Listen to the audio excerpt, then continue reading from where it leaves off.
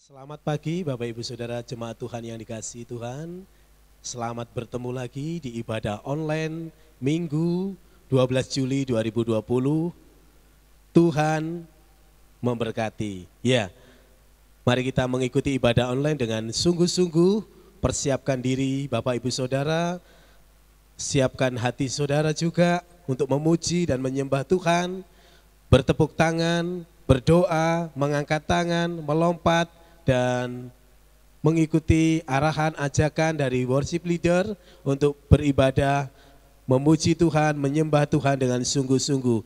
Siapkan juga buku catatannya, siapkan juga Alkitab untuk mencatat poin-poin khotbah di minggu pagi ini. Dan Bapak Ibu Saudara bisa katakan amin, bisa katakan iya, bisa katakan puji Tuhan untuk setiap rema-rema yang Bapak Ibu Saudara terima pagi hari ini. Dan jangan lupa juga Bapak Ibu Saudara bisa bagikan, bisa share, bisa subscribe, like untuk orang lain supaya mereka juga boleh mengalami berkat yang begitu luar biasa yang dialami oleh Bapak Ibu Saudara di pagi hari ini. Puji nama Tuhan. Sebelum ibadah online ini berlangsung, mari kita berdoa bersama. Bapa di surga, dalam nama Yesus Tuhan dan Juru Selamat kami mengucap syukur kalau pagi hari ini kami boleh berkesempatan beribadah kepada Engkau walaupun online ya Tuhan, di rumah kami masing-masing. Biarlah hadirat-Mu datang dan menjamah melawat kami, mengubah hidup kami menjadi baru, kami boleh menjadi kesaksian dan banyak orang dimenangkan. Urapi semua pelayan-pelayan dan hamba-hamba-Mu yang melayani di ibadah online ini. Dalam nama Tuhan Yesus kami sudah berdoa, haleluya, amin. Haleluya, puji Tuhan. Pada pagi hari ini kita akan memuji, membesarkan nama Tuhan. Mari kita semua bangkit berdiri bersama-sama. Tinggi namamu dipuji.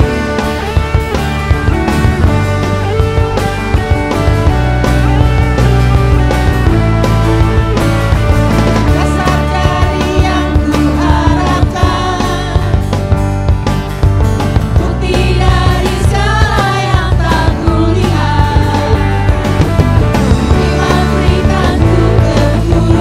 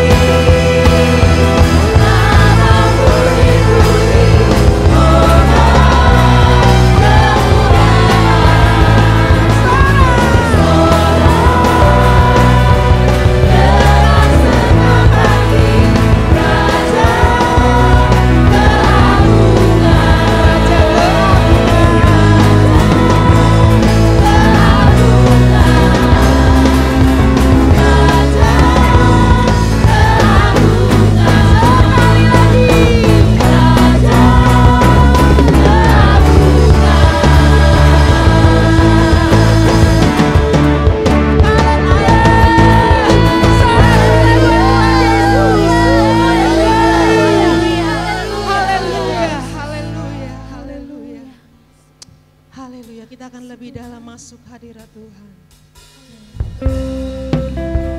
Kita sembah Allah kita yang setia. Haleluya.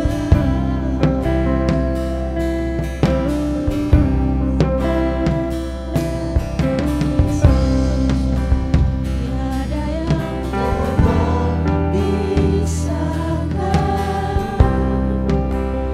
ku dari geraknya kasih-Mu.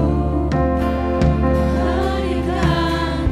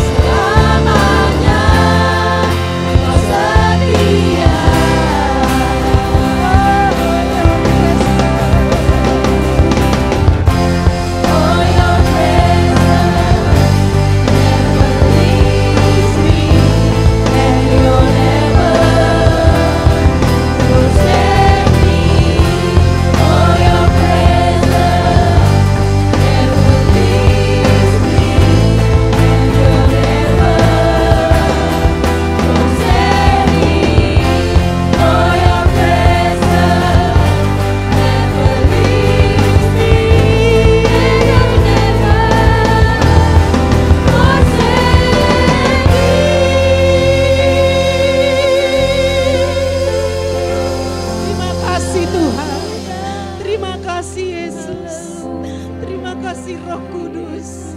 Kalau kami boleh menaikkan pujian syukur kami kepadamu ya Tuhan. Kami percaya Engkau hari tengah-tengah perhimpunan umat-Mu. Dan Engkau senang dengan pujian yang keluar dari dalam hati kami. Dan tiba saatnya sebentar, hati kami akan diisi dengan kebenaran firman Allah. Berfirmanlah melalui hamba-Mu ya Tuhan. Pakai hamba-Mu boleh menjadi berkat, boleh menjadi saluran berkat untuk setiap pendengar yang menyaksikan ibadah online pada pagi hari ini. Terima kasih Tuhan, urapi kami semua dengan urapan kuasa Roh Kudus-Mu. Kami siap menerima firman Tuhan dalam nama Tuhan Yesus Kristus. Haleluya. Amin.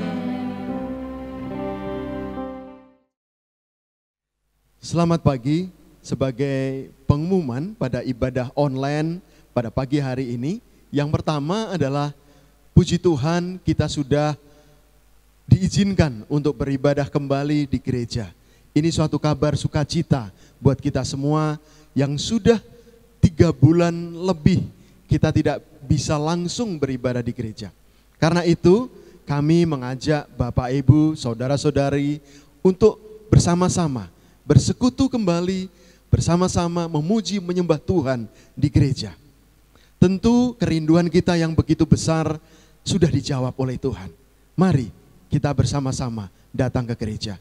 Tentunya dalam masa pandemi ini kita harus tetap mengutamakan mematuhi SOP protokol kesehatan. Karena itu sebelum kita memasuki gereja, sebelum kita mengikuti ibadah di gereja, kami mengajak Bapak Ibu Saudara-saudari untuk mendaftarkan terlebih dahulu. Bisa menggunakan link Google Form yang ada di WA Group, ataupun bisa menggunakan kertas checklist yang bisa diperoleh dari Komsel Leader atau ke Bapak Pendeta Sumadi atau ke Saudari Leli. Sehingga Bapak Ibu sudah terdaftar dalam ibadah hari Minggu nanti.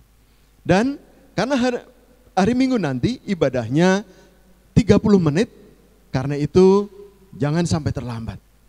Kita akan mulai ibadah jam 7.30 pagi, tetapi karena sejumlah protokol kesehatan yang harus kita patuhi, kami mengajak Bapak Ibu, Saudara-saudari untuk tiba di gereja jam 7, sehingga kita bisa mematuhi SOP yang sudah ditetapkan. Dan kita bisa mengikuti pujian dan penyembahan yang bisa dimulai jam 7:05. Sehingga tepat jam 7.30 kita akan mulai ibadah offline kita. Dan untuk Bapak Ibu yang berusia di atas 60 tahun, Bapak Ibu juga disediakan dilayani dengan ibadah online yang bisa Bapak Ibu ikuti lewat channel YouTube ataupun Facebook mulai hari Minggu jam 7 pagi. Dan untuk sekolah minggu juga dilayani dengan ibadah online yang bisa diikuti jam 9.30 pagi. Program kita yang sudah sejak tahun lalu dilakukan, yaitu membangun rumah Tuhan atau MRI, tetap kita lakukan pada tahun ini. Karena itu kami mengajak, mari dukung dan sukseskan program MRT. Demikian pengumuman pada minggu ini. Tuhan Yesus memberkati. Amin. Puji Tuhan, Bapak Ibu, Saudara-saudara sekalian, waktunya kita akan memberi persembahan. Persembahan kali ini, sebelum kita memberikan kepada Tuhan, kita akan merenungkan firman Tuhan. Dan firman Tuhan akan saya beri judul persembahan seluruh hidup. Ya, persembahan seluruh hidup. Saya akan membaca di dalam 1 Tawarik 29 mulai dari ayatnya yang ke-11. 1 Tawarik 29 ayat 11. Ya Tuhan, punyamulah kebesaran dan kejayaan, kehormatan, kemasyuran, dan keagungan, ya segala-galanya yang ada di langit dan di bumi. Ya Tuhan, punyamulah kerajaan, dan Engkau yang tertinggi melebihi segala-galanya sebagai kepala. Sebab kekayaan dan kemuliaan berasal daripadamu, dan engkaulah yang berkuasa atas segala-galanya. Dalam tanganmulah kekuatan dan kejayaan, dalam tanganmulah kuasa membesarkan dan mengokohkan segala-galanya. Sekarang, ya Allah kami bersyukur kepadamu dan memuji namamu yang agung itu. Sebab siapakah aku ini dan siapakah bangsaku, sehingga kami mampu memberikan persembahan sukarela seperti ini. Sebab daripadamulah segala-galanya, dan dari tanganmu sendiri persembahan yang kami berikan kepadamu. Daud mengakui apa yang ia miliki, segalanya dalam hidupnya itu adalah dari Tuhan dan milik Tuhan. Nah, demikian juga kita pada pagi hari ini. Hidup kita seluruhnya adalah milik Tuhan. Oleh sebab itu, apa yang harus kita persembahkan kepada Tuhan pada hari ini? Di dalam Roma 12 ayat 1. Karena itu saudara-saudara, demi kemurahan Allah, aku menasehatkan kamu supaya kamu mempersembahkan tubuhmu sebagai persembahan yang hidup, yang kudus, dan yang berkenan kepada Allah. Itu adalah ibadahmu yang sejati. Demi kemurahan Allah. Artinya, karena karya keselamatan melalui kematian Yesus di atas kayu salib, maka biarlah kita dikatakan demi kemurahan Allah itu, aku menasihatkan kamu supaya kamu mempersembahkan tubuhmu. 1 Korintus 6 ayat 20 juga mengatakan seperti ini. Sebab kamu telah dibeli dan harganya telah lunas dibayar. Karena itu muliakan Allah dengan tubuhmu. Inilah sebabnya saya menyampaikan firman tentang persembahan seluruh hidup ini. Karena seluruh hidup kita ini adalah milik Tuhan. Jadi apa saja yang kita lakukan, biarlah kita lakukan untuk kemuliaan Tuhan.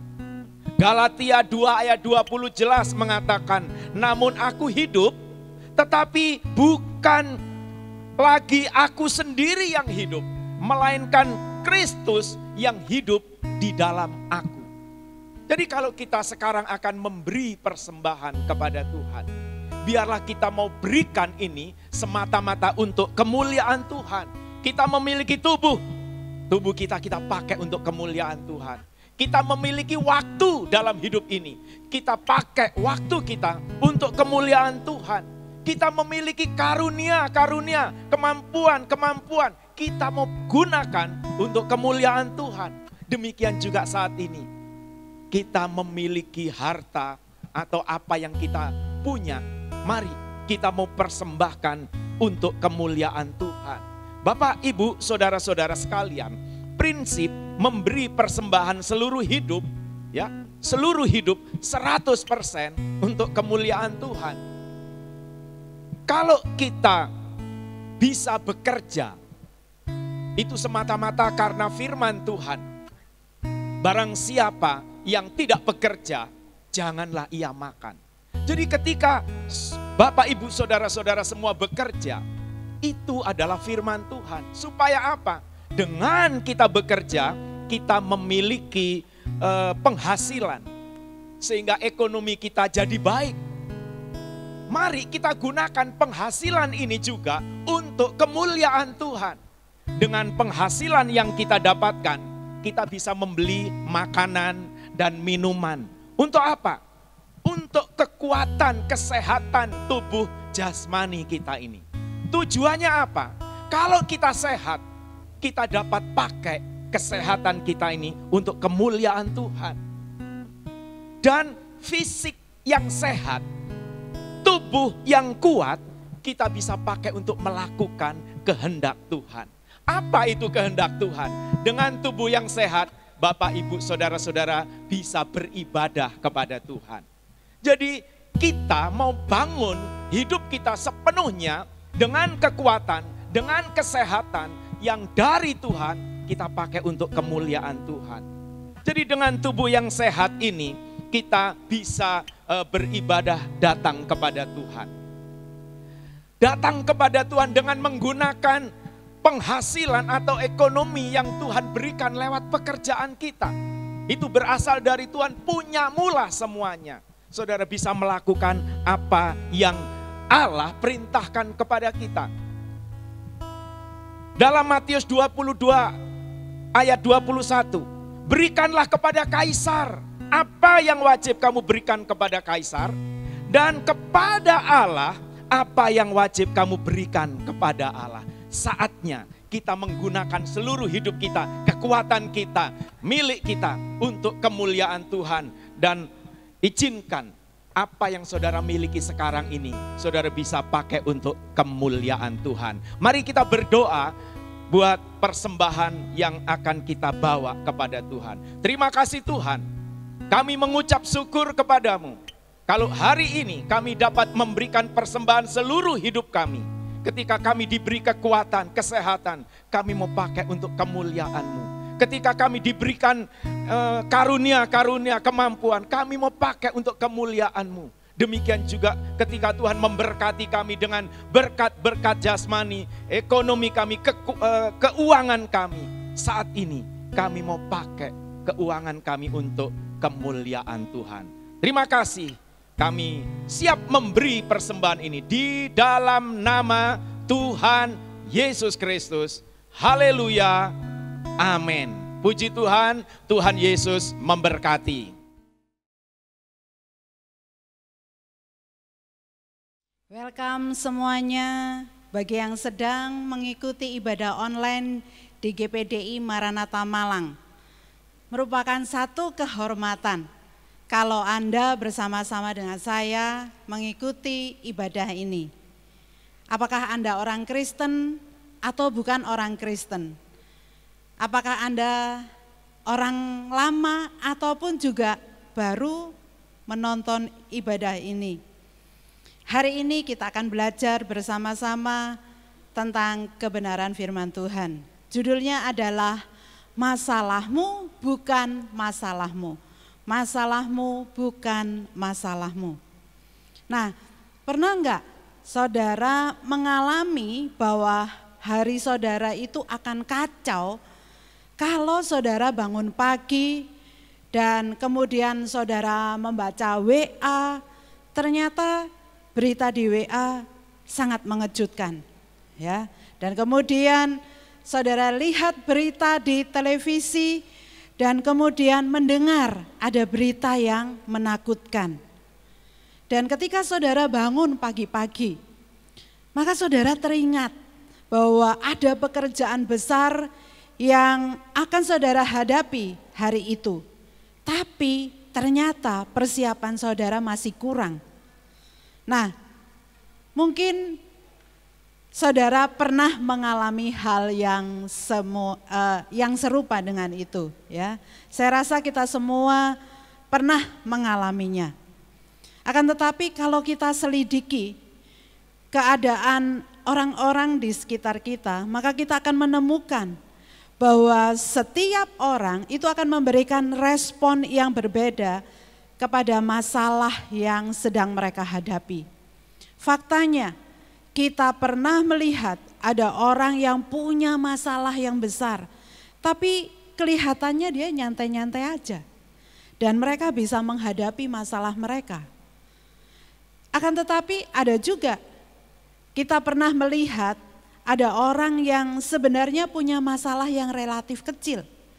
Tapi sepertinya dia ditenggelamkan oleh masalah itu. Jadi kita simpulkan, masalahmu sebenarnya bukan masalah saudara. Masalah sebenarnya bukan masalah saudara. Masalah yang ada di permukaan itu sebenarnya tidak menentukan atau menghancurkan kita. Contohnya, para konselor pasti pernah punya pengalaman seperti ini. Ada pasangan yang punya masalah yang besar, tapi mereka memutuskan untuk tetap hidup bersama dan membuat pernikahan mereka bisa berjalan dengan baik dan mereka bisa mengatasi masalah tersebut. Tapi ada juga pasangan-pasangan yang sebenarnya punya masalah relatif lebih kecil. Mungkin hanya sedikit bosan saja dan hanya perlu perubahan sedikit. Dan sebenarnya pernikahan mereka bisa disegarkan kembali. Tapi ternyata pernikahan mereka gagal dan berakhir dengan perceraian. Atau ada juga orang-orang yang punya masalah finansial yang luar biasa. Ya, tapi mereka bisa telaten mengatasi masalah itu. Tapi ada juga yang sebaliknya, ada orang-orang yang sebenarnya krisis keuangannya itu tidak begitu parah, tapi mereka tenggelam dalam masalah mereka. Tidak bisa mengatasi stres yang timbul dari masalah yang dihadapi. Nah, pandangan yang populer dalam masyarakat kita, mereka mengatakan orang-orang seperti itu adalah korban keadaan atau situasi, ya. Dan kebanyakan orang itu lebih menekankan pada masalah, bukan pada manusianya atau pribadinya. Dan ini adalah kesalahan yang utama. Masalah saudara bukan masalah saudara. Jadi kalau kita bisa memperbaiki orang itu, maka biasanya masalahnya akan beres. Nah, pertanyaannya, bagaimana respon kita terhadap masalah? Bagaimana respon kita waktu menghadapi masalah? Pada dasarnya kita meresponi masalah berdasarkan dua hal. Kita meresponi masalah itu berdasarkan apa yang kita lihat. Dan juga apa yang kita cari. Jadi yang pertama, apa yang kita lihat ditentukan oleh cara pandang kita dalam hidup ini dan tingkat pemahaman kita. Yang kedua, apa yang kita cari itu adalah berbicara tentang keinginan kita, nilai-nilai kita, dan juga tujuan kita. Ya, jadi kita harus bisa mengidentifikasi apa yang bisa kita lihat dan juga apa yang kita cari sebelum kita bisa memahami dan menangani satu masalah. Yang pertama, apa yang kita lihat. Rasul Paulus memandang masalah secara akurat. Rasul Paulus menulis tentang masalah-masalah yang pernah dia alami. Tertulis dalam 2 Korintus 4 ayat 8 sampai 9. 2 Korintus 4 ayat 8 sampai 9. Dalam segala hal kami ditindas, namun tidak terjepit. Kami habis akal, namun tidak putus asa. Kami dianiaya, namun tidak ditinggalkan sendirian. Kami dihempaskan, namun tidak binasa.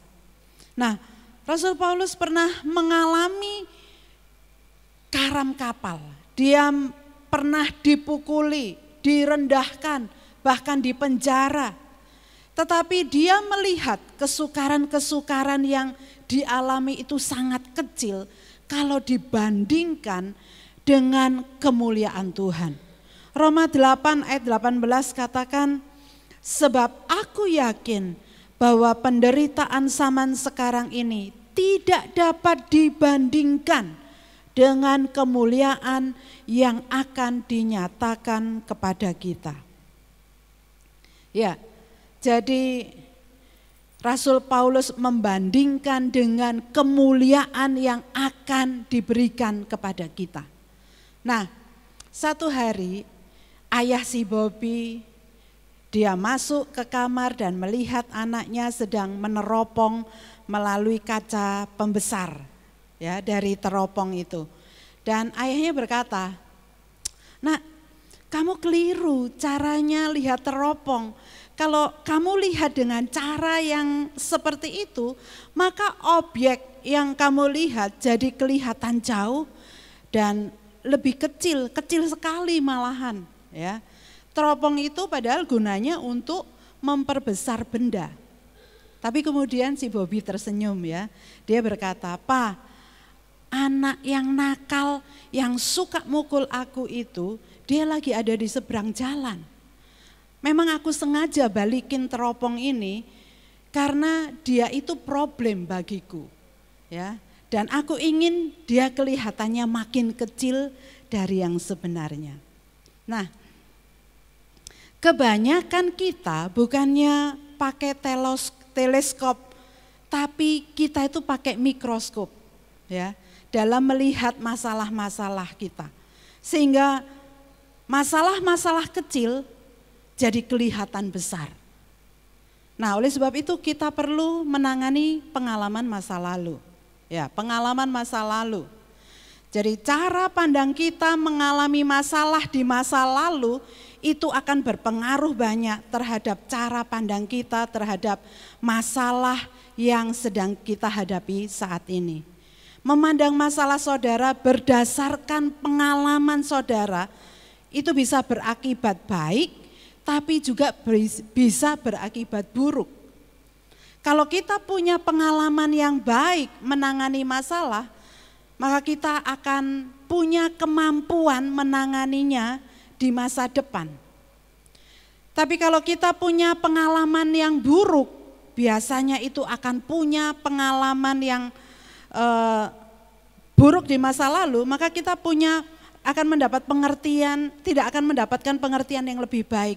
Bagaimana untuk menangani masalah-masalah atau kesukaran-kesukaran itu.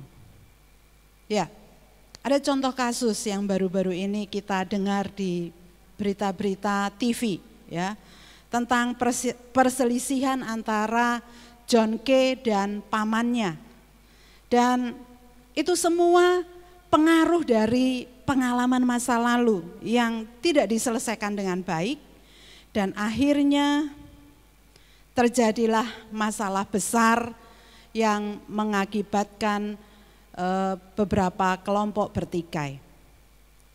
Jadi saudara perlu mempelajari bagaimana saudara menyikapi masalah dalam hidup ini, supaya masalah itu tidak membatasi saudara dari kesempatan yang ada. Pengalaman masa lalu itu tidak akan membatasi kita untuk melihat kemuliaan Tuhan di masa yang akan datang. Oleh sebab itu kita perlu evaluasi diri, ya. Dan kita akan menangani masalah kita menurut ukuran kita.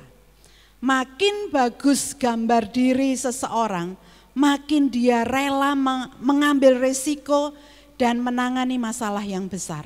Dan sebaliknya, orang yang tidak bagus gambar dirinya, dia akan kurang punya kemauan untuk menangani masalahnya. Masalah dapat menghentikan saudara untuk sementara.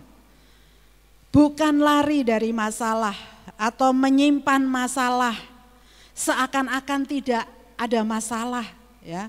Tapi ingat, satu saat masalah itu bakal meledak kalau tidak diselesaikan dengan baik. Dan hanya saudara yang dapat menangani masalah tersebut. Kalau saudara mengevaluasi diri saudara sendiri sebagai seorang yang berharga, maka saudara akan berani dan mau menangani masalah-masalah besar. Nomor 2, apa yang kita cari? Apa yang kita cari? Jadi ukuran masalah bukan hanya ditentukan oleh bagaimana saudara melihat masalah itu, tapi juga apa yang saudara cari dari dalam kehidupan. Sekali lagi, masalah saudara bukan masalah saudara.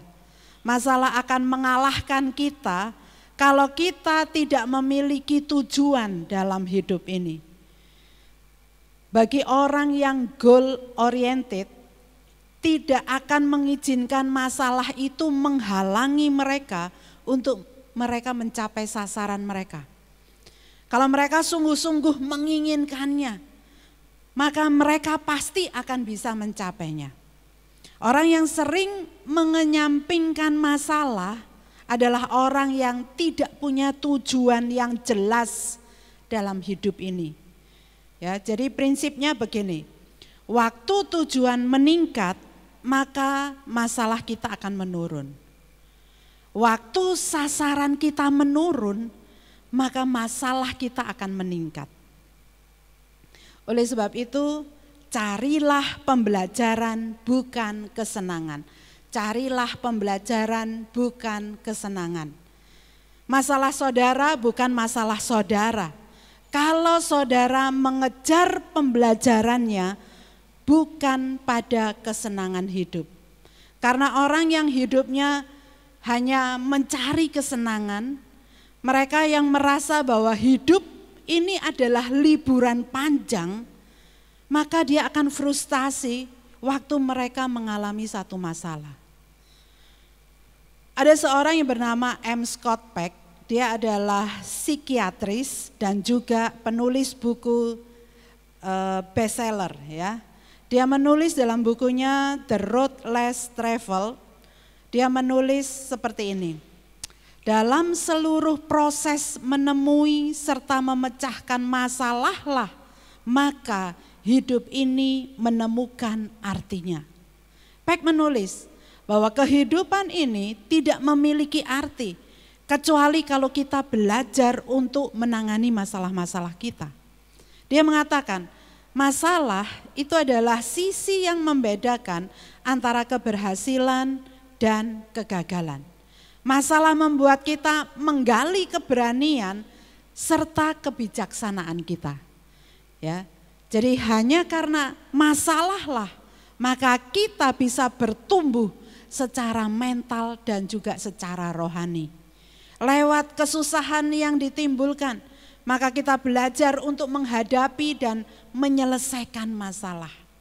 Hampir semua kita pasti takut untuk menderita. Ya, dan orang-orang yang berusaha untuk menghindari masalah itu enggak sedikit. Ada orang-orang yang selalu berusaha untuk selalu menghindar dari masalah.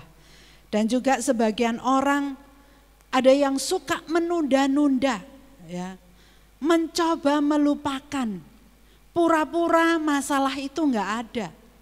Ya, bahkan ada yang dibantu dengan minum obat-obatan atau mabuk-mabukan ya, untuk mengabaikan masalah dalam waktu yang terbatas. Ya, untuk sementara waktu masalah itu bisa dilupakan.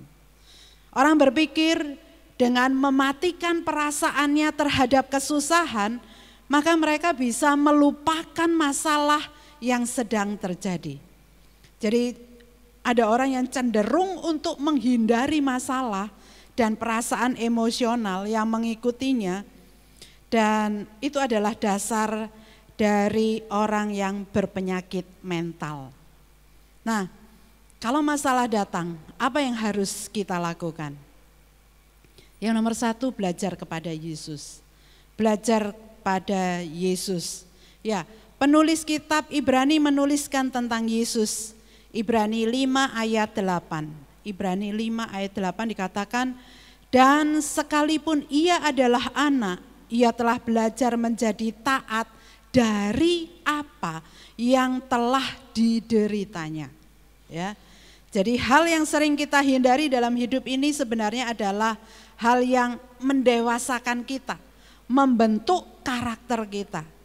Penulis kitab Ibrani tidak mengatakan bahwa Yesus belajar ketaatan walaupun menderita. No, dia enggak menulis seperti itu. Tapi penulis kitab Ibrani menuliskan bahwa Yesus belajar ketaatan dari apa yang telah dideritanya. Oleh sebab itu seharusnya kita juga belajar kepada Yesus. Jangan takut terhadap masalah, jangan lari dari masalah.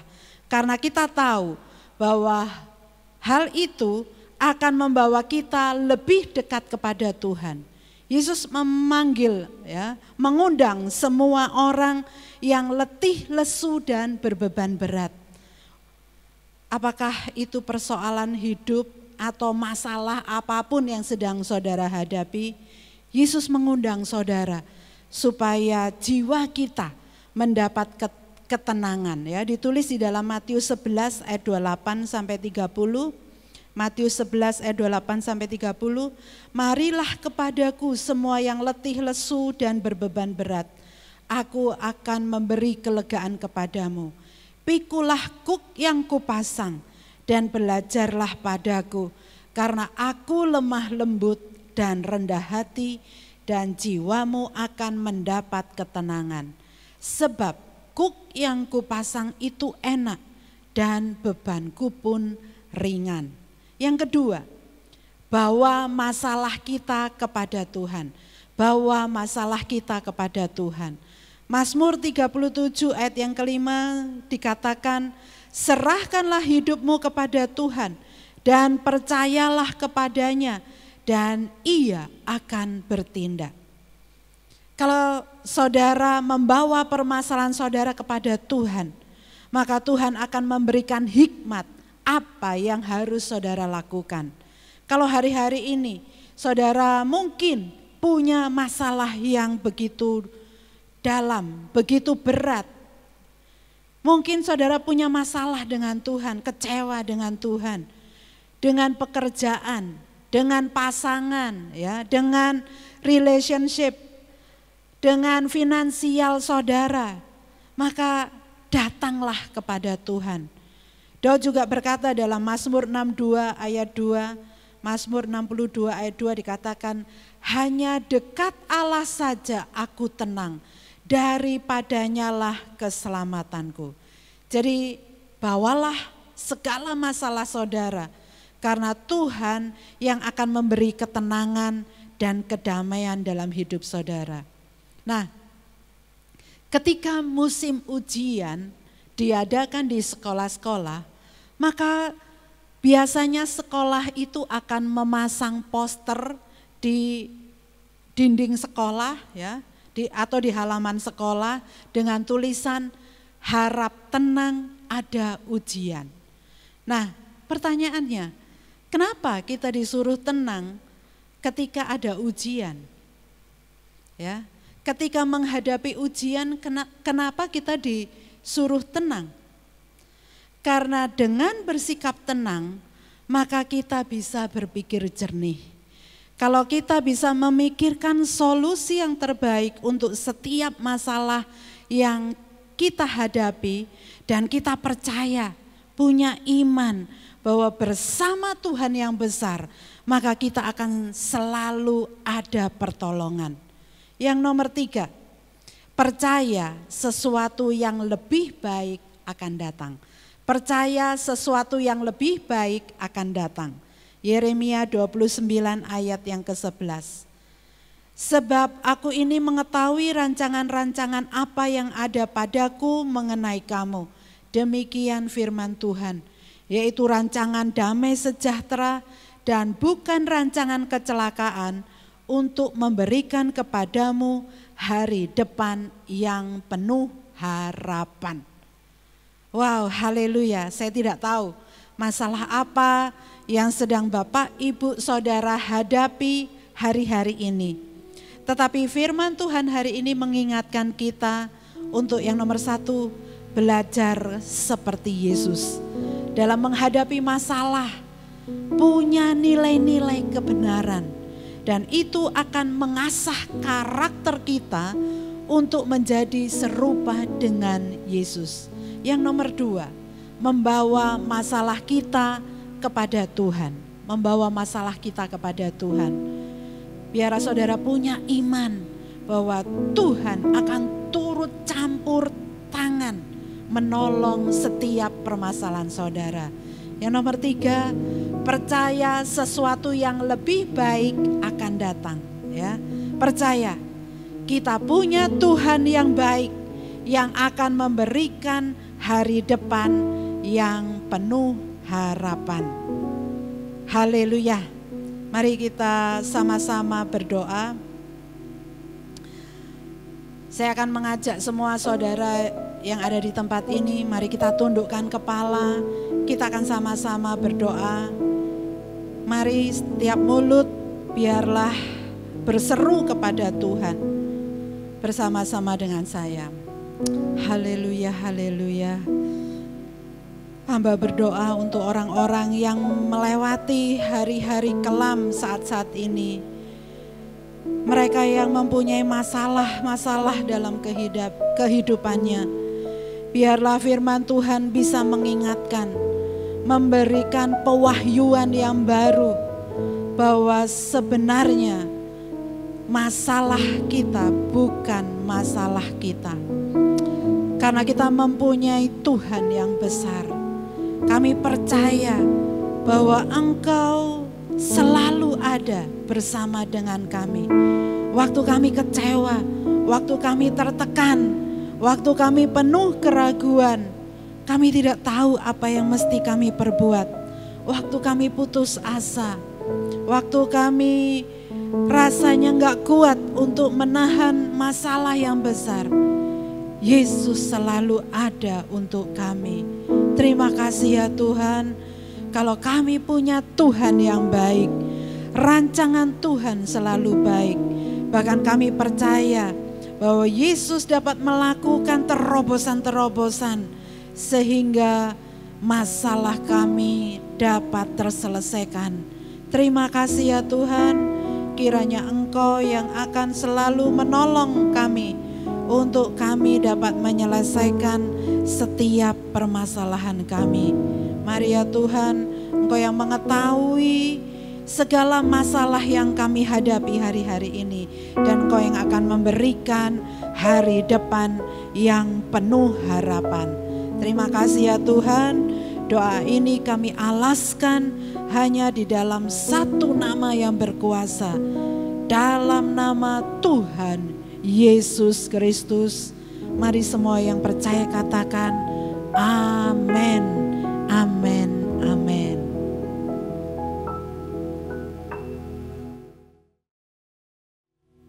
Ya, puji Tuhan, mari kita akhiri ibadah online pada pagi hari ini.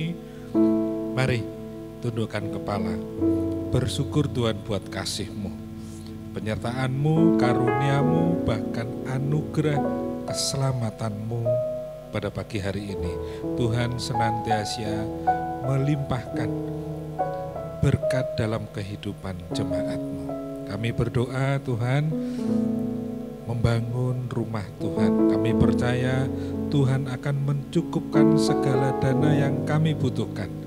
Bahkan Tuhan memberi dengan limpahnya. Terima kasih, terima kasih. Kalaupun ada yang sakit, hamba-Mu berdoa dalam nama Tuhan Yesus Kristus. Sembuhkan Tuhan, sembuhkan. Yang susah Tuhan hiburkan, sehingga sukacita dan damai sejahtera ada di dalam kehidupan kami sebagai jemaat-Mu. Terima kasih. Demikian juga jemaat-Mu Tuhan pimpin hingga rohani mereka bertumbuh hingga sampai kedewasaannya. Terima kasih. Terima kasih. Memberkati jemaat Maranatha dengan yang memberi persembahan pada pagi hari ini. Berkati Tuhan, berkati dengan limpahnya. Terima kasih. Mari kedangkan tangan kita, terimalah berkat dari Allah Bapa, kasih karunia Tuhan Yesus Kristus, dan persekutuan Roh Kudus senantiasa menyertai saudara sekalian. Mulai hari ini sampai Maranatha, Tuhan datang kembali. Dalam nama Tuhan Yesus Kristus, haleluya. Mari semua yang percaya katakan amin. Puji Tuhan, Tuhan memberkati. Ya puji Tuhan, kita akhiri ibadah online kita pada pagi hari ini. Satu pujian menghantar kita pada pagi hari ini. Tinggi namamu dipuji.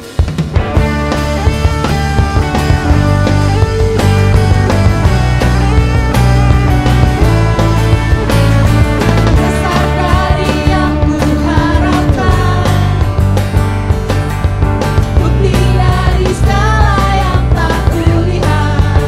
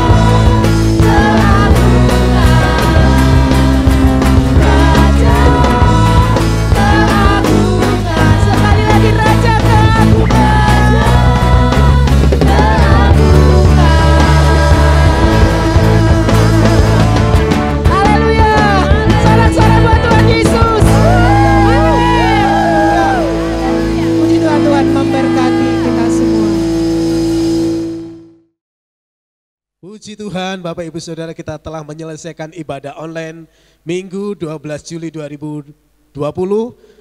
Pastinya Bapak Ibu Saudara diberkati dan dikuatkan oleh semua ibadah pada hari ini. Ya, tolong Bapak Ibu Saudara sekali lagi like, kemudian subscribe, bagikan kepada lebih banyak lagi saudara seiman lainnya agar mereka diberkati oleh Tuhan. Dan jangan lupa besok minggu depan kita bertemu lagi di ibadah online yang akan datang. Tuhan memberkati. Haleluya. Puji Tuhan.